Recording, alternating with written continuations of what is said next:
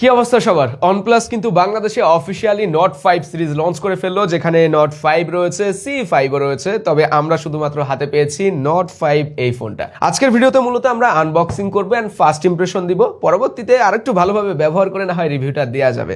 যাই হোক, আপনারা হয়তো শুরুতে দেখে কনফিউজড যে বক্স এত স্লিম কেন ভাই, চার্জার নাই নাকি? এইটা হইলো রিভিউ ইউনিট। যারা বাংলাদেশ থেকে অফিসিয়ালি Note 5 সিরিজ ফোনগুলো কিনবেন তারা অবশ্য মোটা সোটা বক্স পাবেন, তার মানে বক্সের ভিতরে চার্জার, কেবল, ওয়ারেন্টি কার্ড এই সবই থাকছে। এখন রিভিউ নিট হোক আর যাই হোক, আনবক্সিং ভিডিওতে আনবক্সিং না করলে কেমনে হয়? চলেন ঝটপট বক্স খুলে দেখি ফোনটা আসলে কেমন হচ্ছে। তো প্রথমত আমরা পেপারস আইটেম পাচ্ছি, সিম ইজেক্টর পিনও দেখছি আছে। এই হইল Note 5 ফোনটা। ও, আমরা ফ্যান্টম গ্রে এই কালারটা পেয়েছি।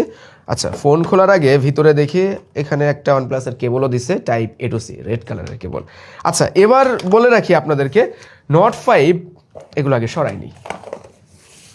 এই ফোনটা কিন্তু মেড ইন বাংলাদেশ, মানে বাংলাদেশেই তৈরি হচ্ছে। ওয়াও, কি নিট অ্যান্ড ক্লিন লাগছে। ফ্যান্টম গ্রে কালারটা, আরও দুইটা কালার যদিও রয়েছে। আচ্ছা, এই ফোনটা আপনারা অফিসিয়ালি পাবেন 12512 জিবি, দাম রাখা হয়েছে 53,999 টাকা। সাথে 7 ডেজ রিপ্লেসমেন্ট গ্যারান্টি, 1 ইয়ারের free service warranty and 1 year free display replacement ওয়ারেন্টিও দেওয়া হচ্ছে। এবারে Note 5 এ আমরা এসওসি পাচ্ছি স্ন্যাপড্রাগন 8S Gen 3। ব্যাটারি ব্যবহার করছে বেশ বড় সড়ো 6800 mAh সিলিকন কার্বন ব্যাটারি। পিছনে ক্যামেরা দিছে দুইটা, একটা হলো 50 মেগাপিক্সেল ওয়াইডে, যেটা কিনা সনি লিথিয়া 700 সেন্সর ব্যবহার করছে, এবং আরেকটা দিছে 8 মেগাপিক্সেল আলট্রা ওয়াইড। সামনের ক্যামেরাও কিন্তু দিছে আবার 50 মেগাপিক্সেল, যেখানে স্যামসাং এর Gen 5 সেন্সর ব্যবহার করছে। ডিসপ্লে রয়েছে 1.5K রেজোলিউশনের অন 44 হার্টজের অ্যামোলেড প্যানেল। প্রথমত ডিভাইসটা দেখে অনেকটা নিট অ্যান্ড ক্লিন মনে হচ্ছে আমার কাছে। হাতের ভিতরে নিয়েও হ্যাঁ, সলিড বিল্ডের একটা ফোন এরকম ফিলটা পাচ্ছি, যদিও বডি ফ্রেমটা প্লাস্টিকের দিছে, রেয়ার প্যানেলটা এটা প্লাস্টিকেরই মনে হচ্ছে। তবে এমনভাবে ডিজাইনটা করা হয়েছে ম্যাট ফিনিশিং দিয়ে যেন বোঝা না যায় যে প্লাস্টিক দিছে। ক্যামেরা মডেলটা পরিচিত লাগলেও ফ্ল্যাশ লাইটটা বা নিচের দিকে দিয়ে একটু ইউনিক কিছু করার চেষ্টা করা হয়েছে হয়তো এই জায়গাটায়। এই ফোনটা কিন্তু 211 গ্রাম ওয়েটের, তারপরেও হাতে নিয়ে ওই ফিলটা পাওয়া যায় না যে এত বেশি ওয়েটের। আমি ফার্স্টে হাতে নিয়ে ভাবছিলাম যে 200 গ্রামের আশেপাশে হবে, তবে এর ওয়েট ডিস্ট্রিবিউশনটা ভালো থাকায় ওয়েটটা অত বেশি ফিল করা যায় না। 8.1 mm thickness, silicon carbon battery, বড়সড় ব্যাটারি। এই সিলিকন কার্বনের জন্য আমরা এত বেশি ব্যাটারি থাকার পরে ফোনগুলো কিন্তু অনেকটাই স্লিম পাচ্ছি। আমাদের কাছে একটা Note 4 ডিভাইস রয়েছে। Note 4 আর Note 5 এর ভিতরে কতটা পার্থক্য দেখছেন ডিজাইনে। Note 4 এর কিন্তু বাটন পজিশনটা হাতের কাছেই ছিল, বাট এইবার বাটন পজিশনটা কিছুটা উপরের দিকে চলে গেছে। মানে আপনি যদি এই ভলিউম কম বেশি করতে চান, ফোনটা হাতের নিচের দিকে রাখতে হবে এরকম। যাই হোক, আমরা লেফটে স্লাইডার পাচ্ছি না, এবার প্লাস কি অ্যাড করছে OnePlus এর নতুন একটা বাটন। OnePlus Note 4 এ কিন্তু স্লাইডার ছিল, এটা হারিয়ে যেতে চলেছে আস্তে আস্তে। হ্যাঁ, প্লাস কি দিয়ে স্লাইডারের কাজগুলো করা যায়, পাশাপাশি আরও বেশ কিছু এক্সট্রা ফিচার এখানে অ্যাড করা হয়েছে, যেমন AI ইনক্লুড করা হয়েছে, ফ্ল্যাশ লাইট জ্বালানো সম্ভব অ্যান্ড কুইক ক্যামেরা ওপেন করার ক্ষেত্রেও এটা ব্যবহার করা যাবে, ক্যামেরার শাটার বাটন হিসাবেও ব্যবহার করা যাচ্ছিল। এরকম বেশ কিছু ফিচার এখানে দেওয়া হয়েছে। এবারের ক্যামেরাতে আমি একটা টেলিফোটো আশা করছিলাম, কেননা গতবার Note 4 এ যে ক্যামেরা সেটআপ দিছে আলট্রা ওয়াইড আর wide, 8 megapixel 50 megapixel same camera setup দিছে, শুধুমাত্র সেন্সরটা পাল্টাইছে জাস্ট। তো এই ক্যামেরা দিয়ে আমরা বেশ কয়েকটা ছবি তুলেছি, না ছবির মানে একেবারে খারাপ না, আপনারা স্যাম্পল ইমেজ আপাতত দেখেন কয়েকটা।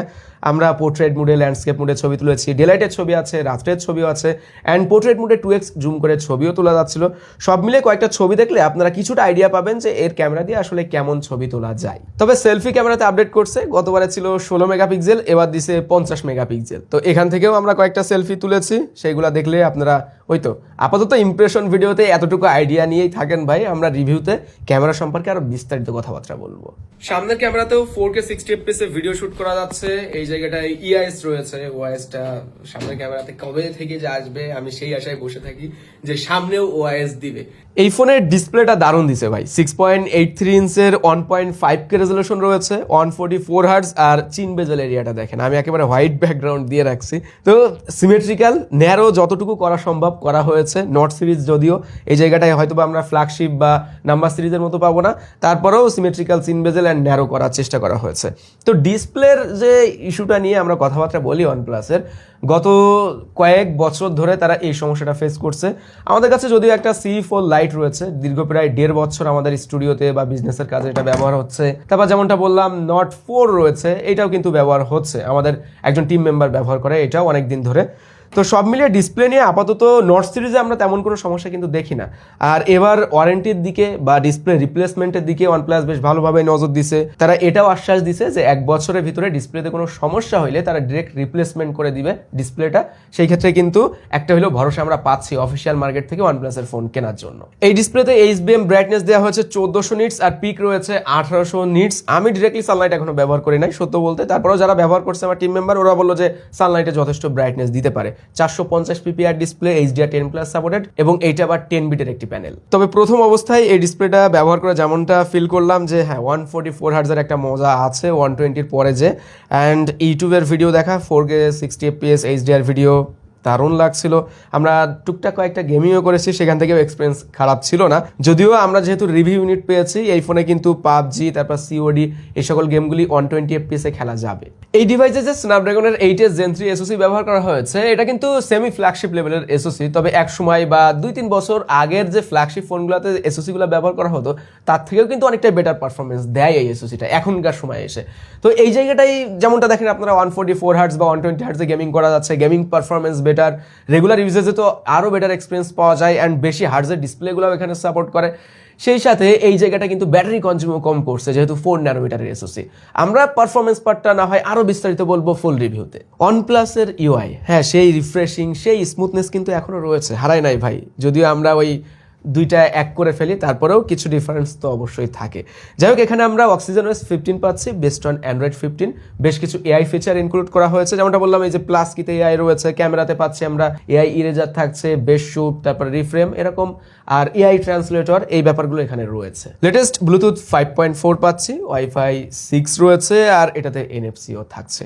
আপাতত আমার মনে হয় এই ফোনটা নিয়ে এতটুকুই জানলে হচ্ছে, রিভিউতে আরও দিল খুশ করে সবকিছু বলবো, সবকিছু জানাবো। এই তো ছিল আজকের ভিডিও। সবাই ভালো থাকবেন, সুস্থ থাকবেন, আল্লাহ হাফেজ।